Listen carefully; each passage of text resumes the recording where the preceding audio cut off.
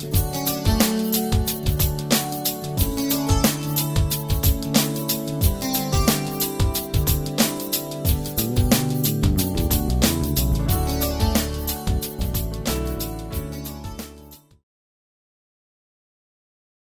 tema de hoje é uma continuação da semana passada, e na semana passada nós compartilhamos por que o apóstolo Paulo foi apedrejado.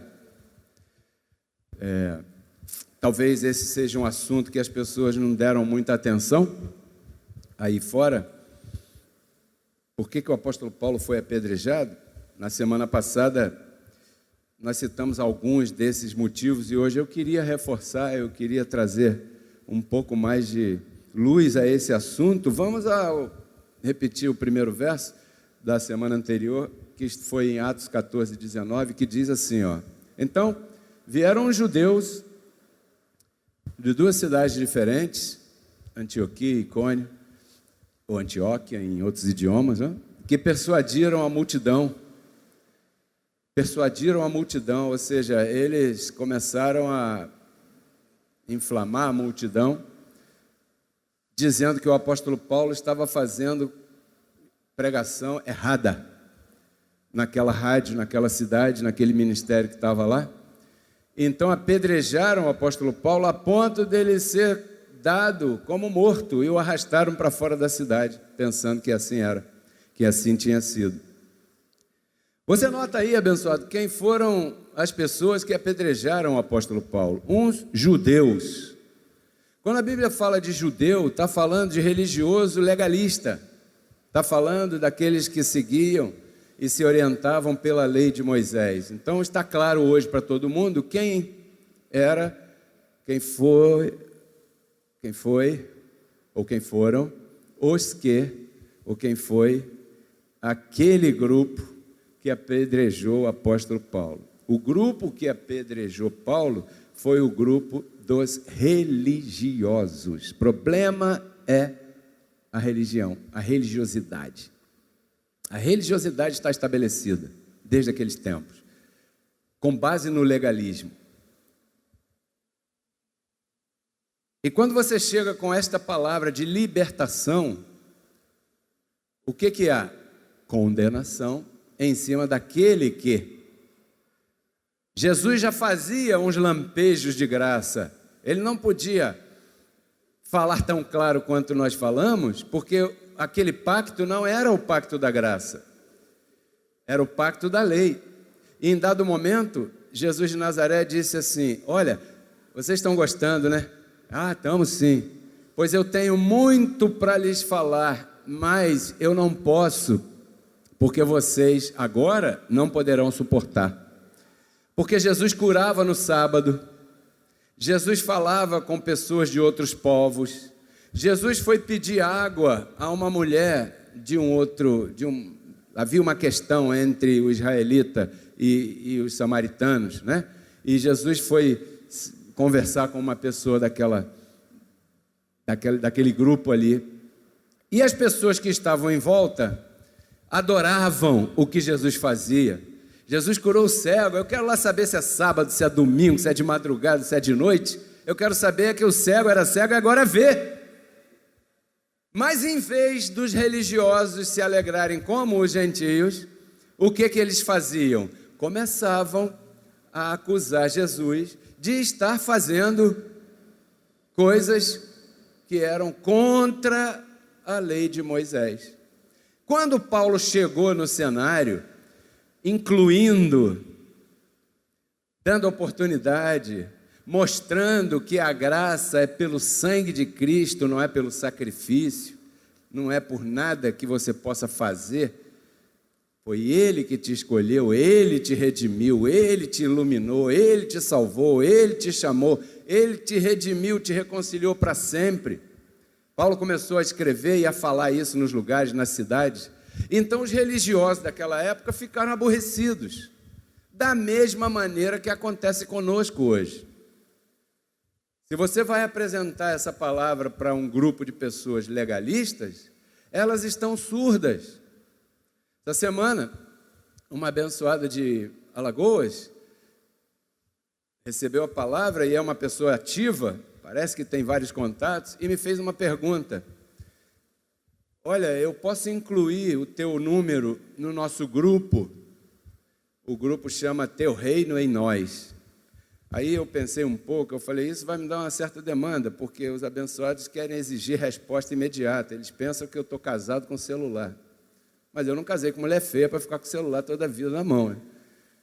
Então eu não respondo toda hora na hora. Às vezes sim, às vezes não dá, às vezes só no outro dia, eu não quero saber. Mas eu falei assim para ela, pode sim. Pode sim. Aí, beleza. Aí um abençoado colocou um textão naqueles moldes que você sabe, do sistema religioso.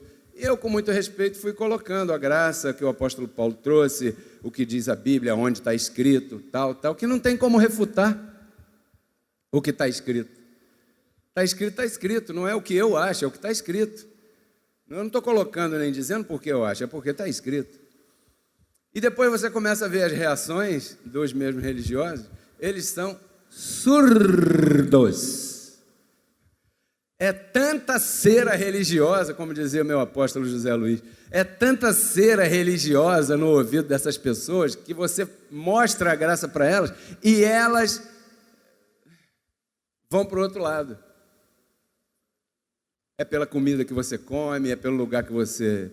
Uma vez veio aqui um pastor do Nordeste, você nem sabia, e ele estava animado com a palavra, mas aqueles pastores de casca grossa, sabe como é que é?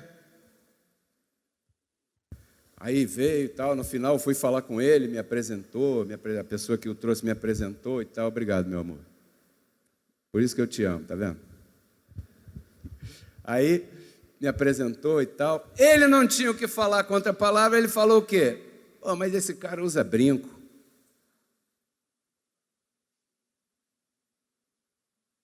Eu uso brinco, uso o que eu quiser, porque eu sou livre. Eu sei que isso não vai maltratar você, porque eu fazendo isso, eu estou dizendo para você, abençoado, você também é livre. Não se prenda por causa de religioso, porque o religioso, ele diz para você uma coisa, mas por trás, ele é adúltero, ele é mentiroso, ele bebe, ele dança, ele vai aqui, vai ali, ele só te proíbe para ser o bonzinho. Mas ele é o maior mentiroso que tem. Aqui nós somos verdadeiros. Como eu sou aqui, eu sou na minha casa. Aí está minha mãe. E até hoje ela tem autoridade sobre a minha vida. É minha mãe. Se eu estiver mentindo, ela pode levantar e dizer, mentira. Você é livre. Mas vamos voltar ao tema. O religioso, ele está surdo. E ele vai te apedrejar. Se você não tiver a fim de levar pedra, é melhor você não vir mais aqui. Querendo eu dizer para você não sair daqui. Mas eu estou te advertindo, eu estou te colocando... Por que é que essas pessoas apedrejaram o apóstolo Paulo? Você, quando ensina o Evangelho, você, por incrível que pareça, consegue inimigos gratuitos. Você não fez nada, a pessoa ficou com raiva de você. Por quê? Porque você falou para ela a verdade. Você disse para ela, larga isso, abençoado. Isso aí não vai te dar futuro, não, como dizia minha avó. Isso aí não dá futuro, não. Você pega uma árvore... Corta um galho, com metade da madeira você faz churrasco, com outra metade você esculpe um desenho de um rosto, põe ali no altar e se ajoelha e se benze, que faz pedido para isso aí. Não está vendo que isso é mentira? Dizia o profeta, hein? Isso eu não estou inventando. O profeta lá atrás dizia isso. Então, quando você começa a revelar essas verdades, as pessoas ficam assim para você, ó. Parece até que elas chuparam limão. Ou parece que a gente tem medo de cara feia. Fica assim, olhando esquisito e você mostrando, né? Vamos a Gálatas 4. Anote aí, Gálatas 4:16. O apóstolo Paulo levantou essa congregação. Depois ele viajou. Quando ele voltou, ele encontrou que as pessoas estavam afetadas. E isso acontece com aquela pessoa nova aqui. A pessoa recebe a palavra, seja por um CD, um DVD, a rádio, panfleto, aqui, um dia, uma visita, o que for. Recebia a palavra e ficou naquele ânimo. Só que como ela não tem muita ligação, porque o nosso ministério é o ministério do Espírito, não é um ministério de fazer novena na tua casa todo dia, sabe? Não é nada. Aqui é a palavra e ponto. Então tem certa distância física. E a pessoa está acostumada com aproximação física, porque ela veio de um sistema que usa isso para manter a pessoa presa, né? Nós não usamos isso. Aqui tem que ser só palavra. Eu gostaria muito de ir almoçar na tua casa. Isso me economizaria um bom dinheiro de mercado. Mas eu não devo fazer isso. Como fazem os líderes lá fora, né? Eu não devo fazer para não influenciar, a não ser pela palavra. Aí, quando Paulo voltou, as pessoas que haviam recebido a palavra tinham ido consultar os seus pastores, os seus líderes anteriores. E é claro que eles, não querendo perder aquele envelope, trataram de dizer que Paulo era mentiroso, que Paulo isso, que Paulo aquilo outro, que é melhor você voltar para o primeiro amor, que não sei o que, coisa e tal. Aí, quando o apóstolo Paulo voltou para a região da Galácia, ele encontrou as pessoas transtornadas. Em Gálatas 3, você encontra Paulo dizendo: quem vos enfeitiçou para não obedecerem à verdade? Vocês, ante os seus olhos, eu apresentei Cristo ressuscitado como fundamento do cristianismo. O fundamento do cristianismo não é Jesus de Nazaré, é o ressuscitado. Você deve tirar os olhos de Jesus de Nazaré e colocar no ressuscitado, porque senão você corre o risco de estar em adultério espiritual. Está com 2 maridos, está com de Nazaré e está com o ressuscitado também. Ou, se acaso, né? Se um falhar, eu estou no outro. Como disse um amigo meu, não, é uma vela para Deus e outra para o diabo. Eu não sei, de repente, quem é que está certo. Eu já ouvi isso. Então, quando Paulo voltou, as pessoas estavam assim transtornadas e chateadas com ele. Paulo tinha uma enfermidade nos olhos, você sabe por quê, né? E quando ele chegou ali, as pessoas trataram ele como sendo o próprio Senhor e quase que arrancaram seus próprios olhos e entregaram a Paulo para ele enxergar melhor. Disse ele nas suas cartas aqui. E quando ele voltou, ele falou: o pessoal já está virando a cara para mim, o que aconteceu? Tornei-me seu inimigo por lhes dizer a verdade? Gálatas 4,16. Aí eu me pus a pensar, mas peraí, por que a verdade cria inimigos? Porque a verdade não está aí para criar inimizade, a verdade está para libertar, sim ou não? Até o presidente da nossa nação sabe disso. Tudo bem que ele fala num contexto errado, mas ele vive falando que conhecereis a verdade e a verdade vos libertará. Então eu quero te convidar para você ver o contexto certo, né? Mas primeiro vamos a Romanos 4,15, que foi a conclusão. A lei produz ira. Os irmãos lá fora estão na lei. Se eles estão na lei, eles estão debaixo de ira. Olho por olho, dente por dente. A igreja que proíbe, a irmã usou saia curta, vamos excluir a irmã. O irmão fez isso ou fez aquilo, vamos colocar ele na disciplina, porque... Por quê? Porque aonde há legalismo, há proibição. E aonde há proibição, há transgressão. Por que em Reconciliados com Cristo não há transgressão? Porque aqui não há proibição. Aqui não há proibição, pastor? Não, você é livre. Veja bem o que você vai fazer da tua vida, porque nem tudo te convém, e você é muito maduro para saber disso. Eu não vou ficar aqui repetindo assim, mas aqui você é livre, porque aqui não tem legalismo, e onde não há legalismo não tem proibição, mas onde há legalismo tem proibição e tem ira. Você pode notar, se você já apresentou a palavra da graça para alguém, que essa pessoa ficou aborrecida contigo. Um ou outro saiu cuspindo marimbondo da tua casa, batendo o pé, batendo a porta, e outros talvez nem tenham te convidado mais para tomar aquele chá, aquele cafezinho, porque você chega lá com essas coisas, que coisa esquisita, isso é do anticristo, hein? Isso é do anticristo, está errado, e tal. Então, conclusão, quem não está ouvindo a verdade, está ouvindo o quê, abençoado? Responda você aí, bem alto. Não tem um mais ou menos verdade.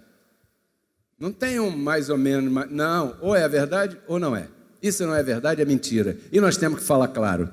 Aqui diante das câmeras nós estamos acusando o sistema religioso de não andar com a verdade. Você recebe essa palavra? Veja o que diz João 8,32, vamos ver o contexto. João, livro histórico, né? Como disse o Renato, João capítulo 8, verso 32. Olha lá. Quando vocês conhecerem a verdade, vocês serão libertados por ela. Quantos aqui já conheceram a verdade? Você já conheceu a verdade, graças a Deus por isso, eu também. Dê um glória a Deus aí bem alto, né? Eu faço um convite a você a pegar a tua Bíblia aí ou em casa e ler os versos anteriores e posteriores a João 8,32. Assim você vai montar na tua mente o contexto.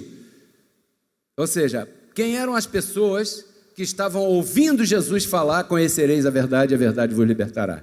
Você vai perceber que ele não estava falando para prostituta, não estava falando para o viciado em droga, não estava falando para o homossexual, ele estava falando para os religiosos. Se ele estava falando: conhecereis a verdade vos libertará, para os religiosos, o que você entende? Que eles estavam na não verdade. Se eles não estavam na verdade, eles estavam em quê? Na mentira. Sim ou não? Quantos podem dizer amém? Esse era o contexto de João 8,32.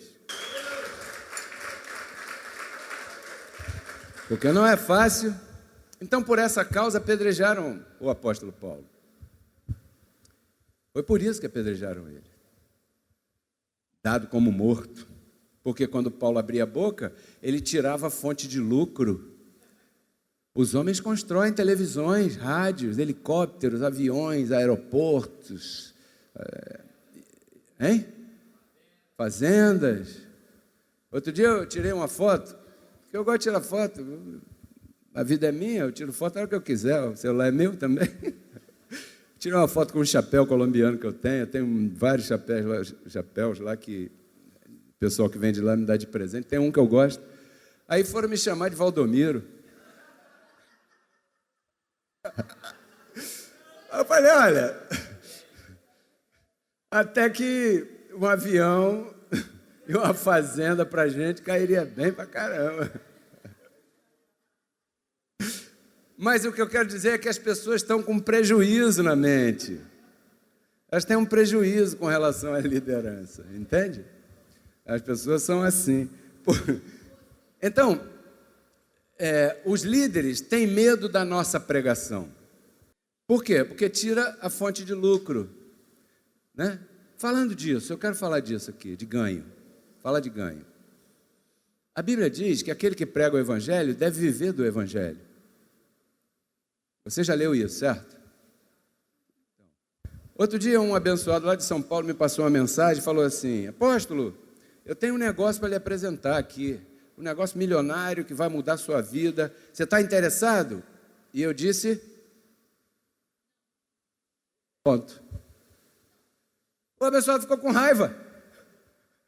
Ficou chateado, começou a falar um monte de bobagem para mim. Eu falei: não, obrigado, abençoado. Não estou indo. Por quê? Porque se eu me envolver,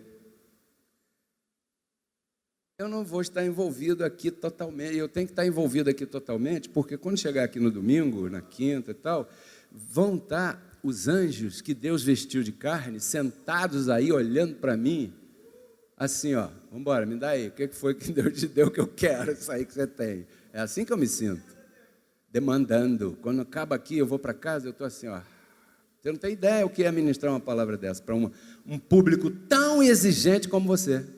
Porque aqui não se pode falar qualquer coisa, porque você está julgando o que ouve, e tem que julgar mesmo. Está certo, porque você está aqui para receber o alimento sólido, você está aqui para o pasto verdejante do Salmo 23, que agora você entende que estava falando de você. Deitar-me faz em pasto. Aqui não é morte na panela como era lá atrás, aqui é comida de verdade que vai te dar alimento. Então eu não posso me envolver com outra coisa. Por isso é que Deus instruiu a Paulo e diz assim: aquele que prega o Evangelho deve viver dele. Então esse menino que está aí, ó, vive do Evangelho, porque ele é meu filho e ele vive da tua semente. Caramba, pastor, você precisa falar assim tão claro? Você quer que eu fale mais claro? Eu falo, hein? Falo clarinho se você quiser ouvir tudo. Mas então Paulo estava tirando essa fonte de lucro desonesto. Eu queria te mostrar Tito capítulo 1, para a gente encerrar a nossa ministração hoje. Tito 1, verso 10 e 11, que diz assim: há muitas pessoas falando que não convém, principalmente os religiosos. É preciso fazê-los? Como é que eu vou fazer uma pessoa religiosa calar? Assim como eu fiz você calar. Assim como o apóstolo José Luiz me fez calar, porque eu também já fui religioso. Expulsava demônio, falava em língua, fazia oração, algumas pessoas caíam, de mentira, mas caíam. Era poderoso lá. Foram 9 anos no feitiço religioso. É preciso fazê-los calar. Como é que você vai fazer calar? Contribui aqui, colabora aqui, pega um panfleto e leva para alguém, pega um CD, um DVD e leva para alguém, pega a rádio, anuncia para alguém.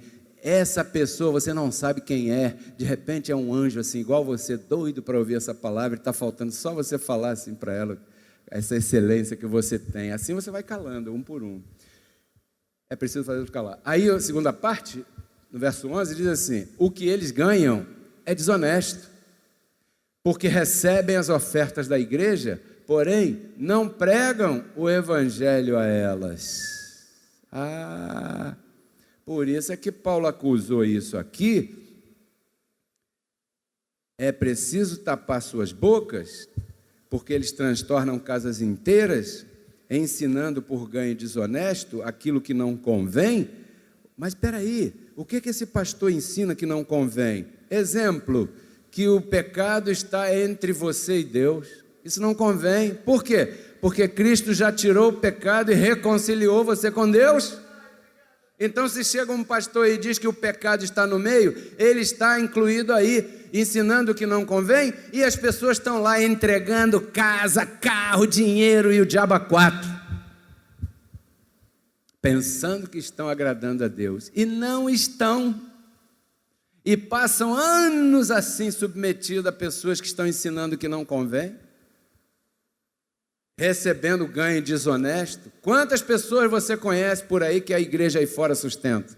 A igreja romana, a igreja evangélica, a igreja toda que está por aí. Quantas pessoas? Aqui no Brasil você conhece vários líderes assim, que estão sendo sustentados pelo esforço, pelo sacrifício da pessoa, e ele lá não fala só do dízimo não, nem da oferta não, lá ele fala de tudo. Você tem que sacrificar o Isaac, você tem que dar aquilo que você mais ama. O que você tem que você mais ama? A minha casinha que eu demorei 20 anos para conseguir. Então, você tem que mostrar para o Senhor que você é capaz de abrir mão disso, assim como Abraão abriu mão de Isaac. Aí vai lá a pessoa indouto, para não chamar de bobo, né?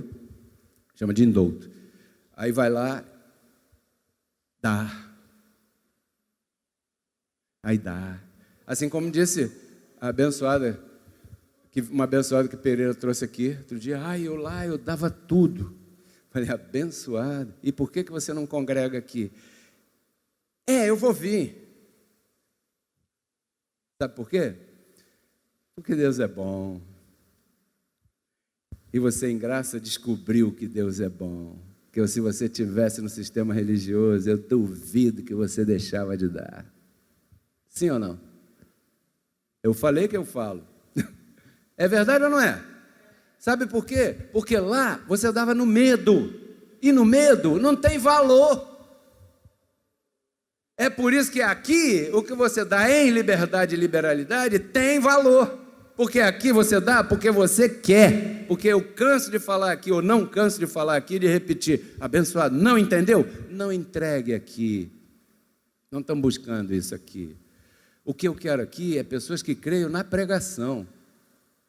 E não pessoas que... Não, abençoado. Agora, se você creu na pregação, quer fazer fila junto comigo e quer semear as tuas finanças aqui, é claro que você é muito bem-vindo, porque essas não são as melhores instalações para a gente estar. É verdade ou não é? Então, ganho desonesto. E concluindo de novo, Jesus disse que os seus discípulos seriam perseguidos. E eu não vejo marcha para Jesus ser perseguido para ninguém. Muito pelo contrário, eu vejo ali um sincretismo se formando. Sabe o que é sincretismo religioso? Quando negros, africanos, escravos, vieram para o Brasil. A igreja que dominava era a igreja romana. Só que os negros na África tinham os seus costumes religiosos. E quando eles chegaram na Bahia de São Salvador, eles continuavam nas suas casas praticando seus cultos religiosos. Nossos amados irmãos portugueses, muito inteligentes, que português de burro não tem nada, católico, precisando da mão de obra escrava, não podia abrir mão, sim ou não? Sem os escravos esse país não seria essa potência que é, né? Eles precisavam, sabiam disso. O que eles fizeram? Sincretismo religioso. O que é sincretismo religioso? São Jorge, Ogum. Está entendendo? Eles associaram as entidades africanas com os chamados santos da Igreja Católica e assim ficou todo mundo numa boa. Exatamente igual os nossos irmãos religiosos estão no Planalto, na Câmara dos Deputados, de vereadores, nas associações. Nós somos o único grupo que destoa dessa cambada de gente que está levando vantagem às custas da ignorância do povo. E eu queria felicitar você que está aqui ouvindo essa palavra, porque você conheceu a verdade e a verdade te libertou. Porque Cristo na cruz não transformou a nossa carne, né? Ele resgatou o nosso espírito. A Bíblia diz que Deus estava em Cristo reconciliando consigo os seus filhos, né? E nos entregou a palavra da reconciliação. E a palavra da reconciliação é essa que nós pregamos, abençoado.